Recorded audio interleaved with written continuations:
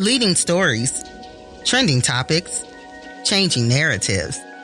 You're listening to the Critical Conversations podcast. Welcome back, everybody, to the Critical Conversations podcast, recapping Learning Day 2024. Today's theme is reflecting on Learning Day and focusing on workforce readiness, equity, and partnership. And lastly, we'll be looking forward to some actionable steps for 2025. Now, I am joined today with a phenomenal group of colleagues who work very closely on Learning Day, and we're excited to have them here. I couldn't ask anybody else to speak other than these three to give us everything that we need to know about how to keep the Learning Day theme going. So I'm going to take a second to ask that they introduce themselves. Let's start with Leah, and we'll make our way around, and then we'll proceed with the episode. Thank you, Dr. Daniels. I'm Leah Kintner. I'm the Senior Program Developer for Workforce and Community Education. For Learning Day last fall, I served on the programming subcommittee with yourself, and we brought in your speakers and your presenters for the full day. Welcome. Hi, I'm Ella Whitehead. I'm the Assistant Director of Enrollment for Equity Outreach, and I served as the co-chair for Learning Day. 0608. 0608. Hi, I'm Dr. Ruben Howard. I'm the Dean of Business and Career Technologies, and I also served as co-chair. Excellent. Excellent. Well, thank you all for being here today. It's great to have you in studio. Let's dive right in. So one thing I can say, I've been at Oakton, according to LinkedIn, for 7 years now. They keep track of how long I've been around. And one thing I can say is that out of all the years that we've done Learning Day, it seems that even at our best, it's hard to bring it back to the center and talk about it other than at Learning Day. Mm-hmm. And so I want to really be intentional about how we recenter some of these themes. And what I'm hoping we can talk about is, what are some of your favorite highlights? Tell us a little bit about what inspired you at Learning Day, what was a highlight for you, and what are some of the ways in which we can use those highlights in the work that we do today? You know, the thing that I think is always most inspirational for me, at least, and probably for a lot of others, is students' voices. And we did have a student panel on Learning Day that I was fortunate to sit in on. And we had both credit and non-credit students up on the stage. And it's always wonderful to hear how we're impacting lives, but also what more we can be doing, as always, right? How we can grow and learn from them. And we did get some really good stories from our students about the big changes that have occurred for them in their lives since they've come and left Oakton, and also talking about coming back for more, which is wonderful to hear, especially as we lean into the drive towards pathways. So that was wonderful and impactful for me. Awesome. I think for me, it was the whole day, everything about Learning Day, but especially the keynote speaker, how she integrated her personal self and her culture and who she was into the presentation. Something that she kind of changed on the spot, right? She came to us and she said, I have this idea, but when she got on stage, something moved her to speak to something else. And we talk about culturally relevant curriculum in our classrooms, but we don't necessarily see that all the time when we have professional development opportunities. Everybody is really straight-laced and they're hitting their key points and they're making sure they hit all the points right. But her bringing herself into the keynote speech was really good for me. It was really wonderful. It was something that was eye-opening, and it made me engage even more. Even as someone who was planning the Learning Day, it was nice to be able to engage in that way. Because that's hard to do, right? When you're on the planning end, you're one of the co-chairs, it's hard to be in the moment and get something from it. One of the things the keynote speaker did was do a lot of call and response. I was just going to say that. Yeah. How do you think that was received? How did you feel about that? How did that impact the overall keynote speech? I think there was like a little bit of slow momentum for that at first. I like anything, especially call and response. Sometimes you're like, I didn't hear you, right? But she was more, I think, authentic and more herself in her call and response. And I think people did start to enjoy it, and people were standing up and shouting things out. So I think she got comfortable and the audience got comfortable too. I think it was kind of fun. I want to go back to what inspired me and what I got out of Learning Day.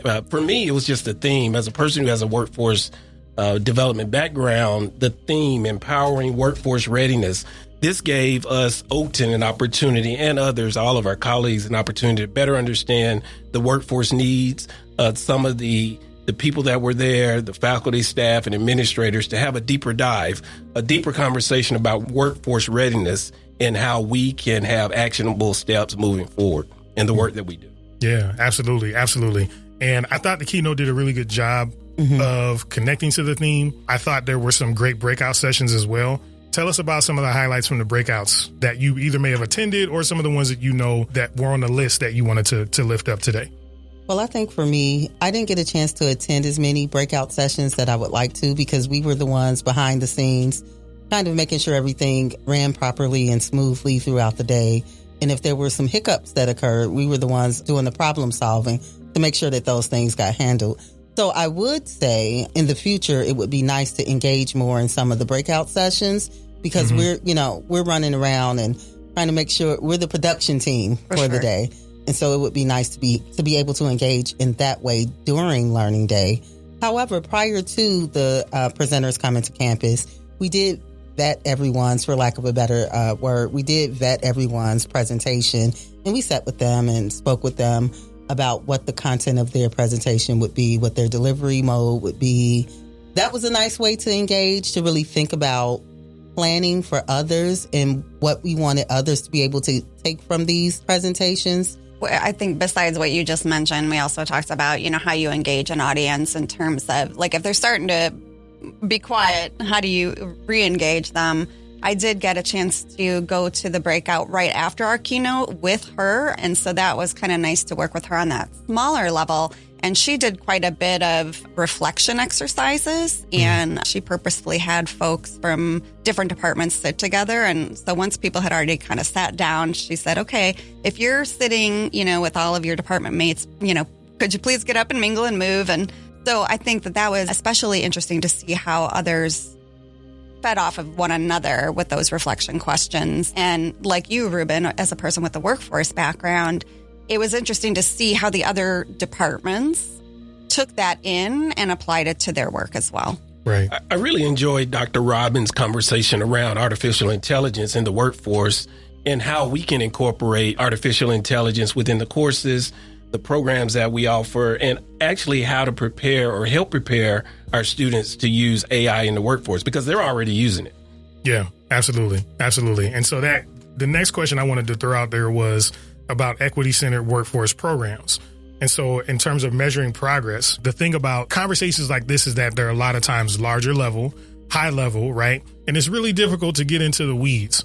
But let's talk a little bit about that in terms of how do we measure progress in creating equity-centered workforce programs? How do we know that it's working? You mentioned AI, Dr. Howard.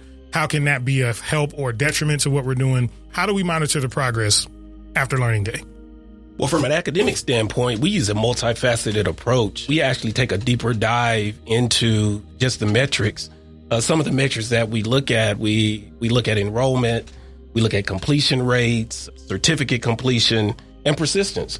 So we use a multifaceted approach to take a deeper dive when we're looking at the data within these programs to make sure, number one, to identify what the gaps are, but number two, to make sure that we fill in the gaps. Yeah, absolutely. Leah, you mentioned to me in passing that you had a student story you wanted to share. Tell us a little bit about that. I did. I'm so glad you asked this question about equity and workforce.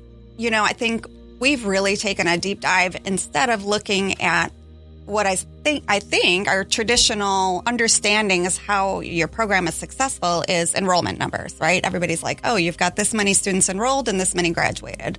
Well, that's a good start.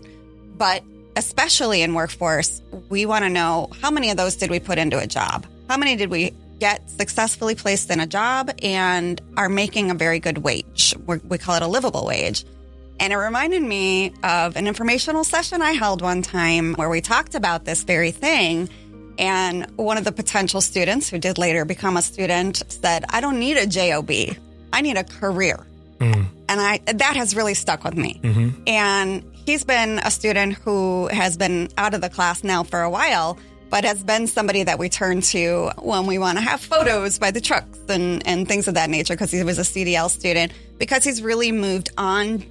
And from just having a CDL license, he is now an owner-operator because he wanted a career, not a job. Right. And I think that's really important to keep in the back of my mind and everybody else's as well. Where are our students going and how can we help them get there? Absolutely. Absolutely. And how can we help them meet their idea of what their career is rather than just what we think it may be? Right.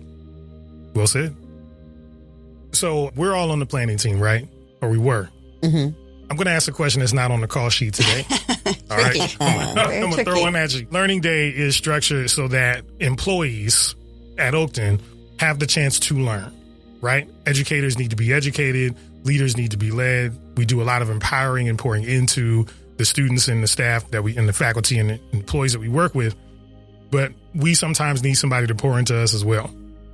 What are your thoughts on having employees be more directly involved in the content of Learning Day? Traditionally, it's our tradition to bring outsourced content in, but there have been some calls and conversations around using the knowledge we already have in the house to be able to provide leadership on Learning Day. Tell me your thoughts around that. Tell me your thoughts on how maybe that's something we may need to think about moving forward. Yeah, I think all of us here, you kind of explored that a little bit, and I'm sure previous Learning Day committees have as well. But I think at the forefront was making sure that there's a space for every single employee to take part in Learning Day. And so that's where, using what's in-house already becomes tricky, because you don't want to also take those folks away from opportunities to attend something that they might be able to attend. So there is kind of a double-sided coin there. I think it's important to recognize that we have a lot of talented faculty, staff, and administrators that can be utilized in a variety of topics. Everyone has a story, and sometimes we have to do our part in recognizing what those stories are and how we can leverage our own internal talents in getting to some of the objectives that we have and goals. Absolutely. What do you think? Well, I'm a PK, so I'll talk about seasons, and there's a season for everything. I think, and I don't know if this is too abstract, but there's a season for everything. There's a season for us to lead and be instructors and serve in that role. But there's also a season for us to be students and learn. So for me, it's nice to sit back and just take full advantage of my role as a learner for that day. Yeah. I can learn. I don't have to worry about, okay, I'm in this presentation, but my mind isn't fully here because I'm also thinking about the presentation I have in 30, 45 minutes. Yeah, that's a good point. That's a good point. Mentally, I'm not as checked in right now. Yeah, I'm not as present. And I'm not as present for what's going on right now in this moment. I think we're educators, so we naturally want to educate, especially when we're experts in our field. But it's also nice to get a diverse range of opinions outside of our circles that we're in at work and the work that we do here, or outside of our personal circles or our personal professional circles, to get a different view and see what other folks in our industry are saying.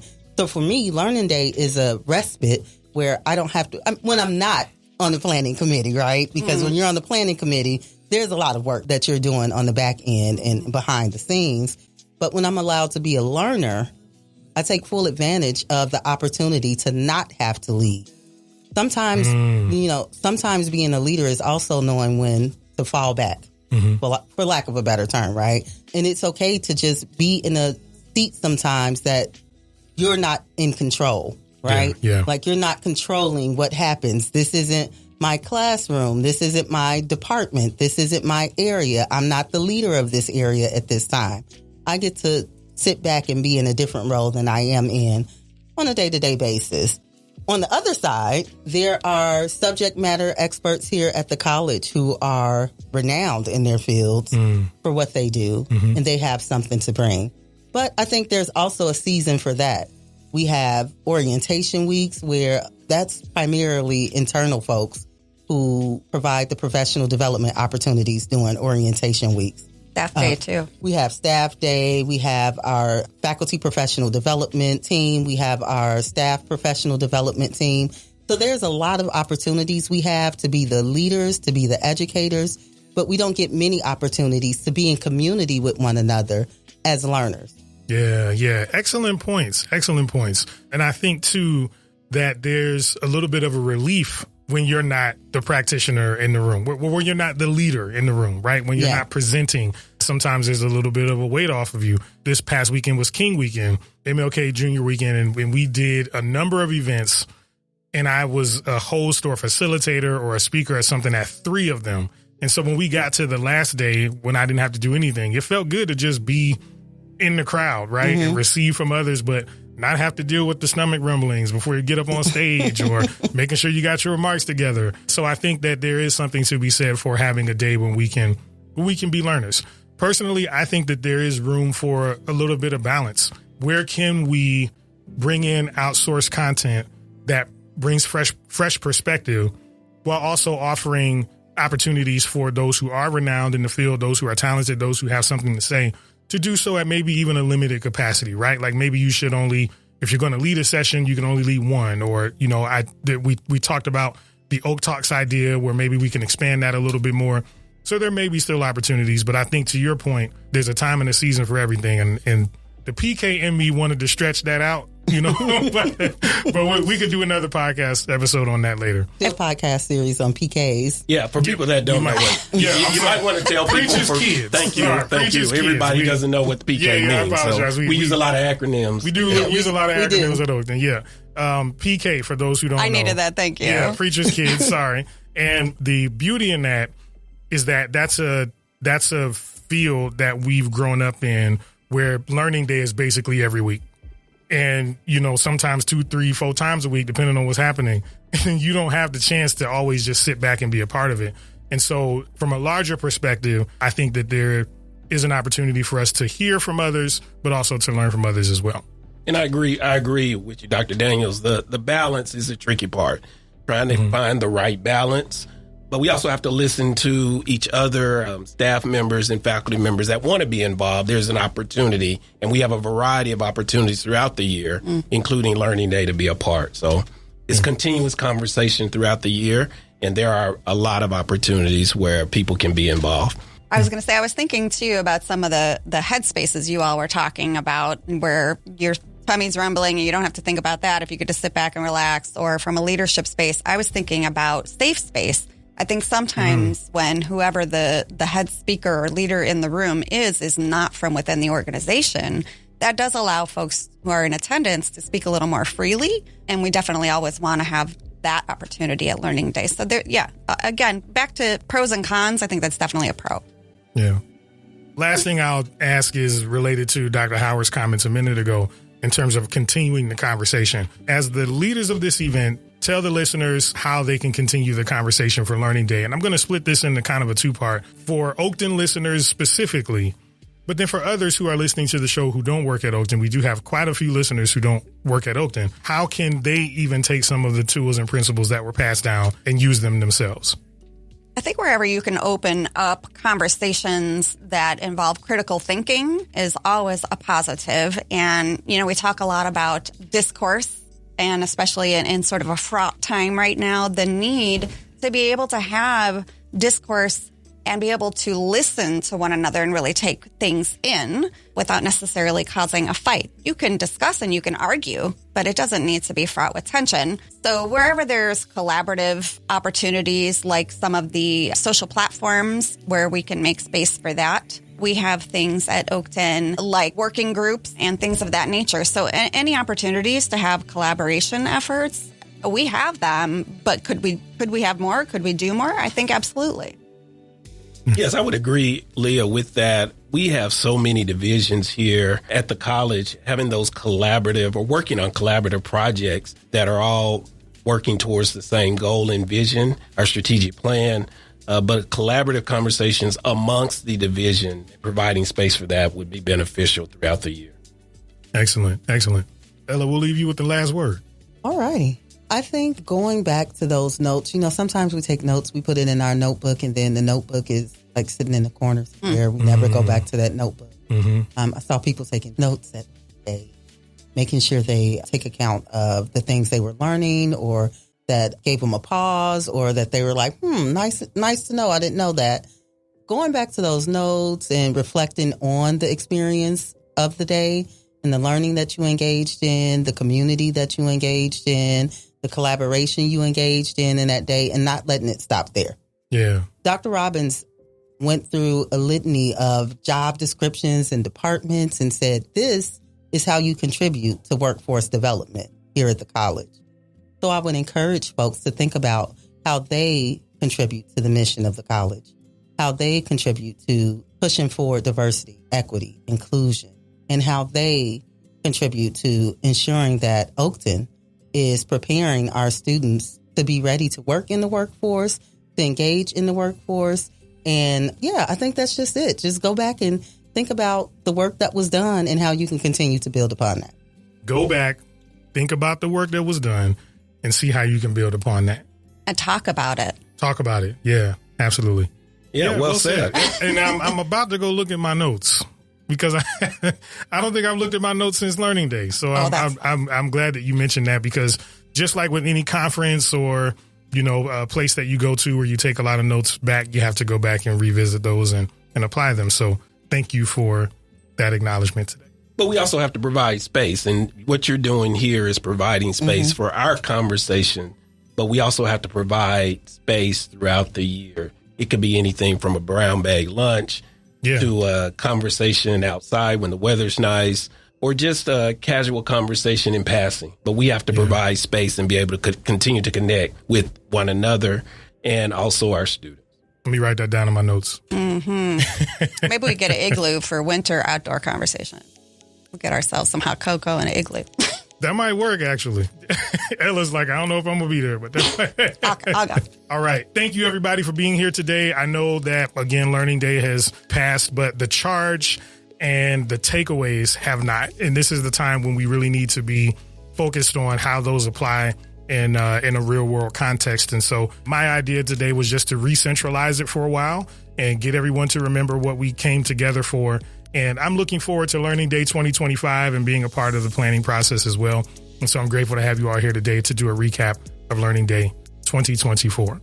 So thanks for coming. Thanks for having us. Thank you. Thank you. The Critical Conversations podcast is recorded at Oakton College, located at 1600 East Gulf Road, Des Plaines, Illinois.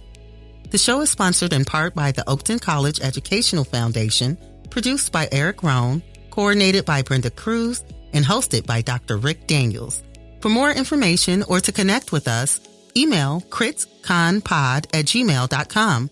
Thank you for tuning in, and we'll see you next time for more Critical Conversations.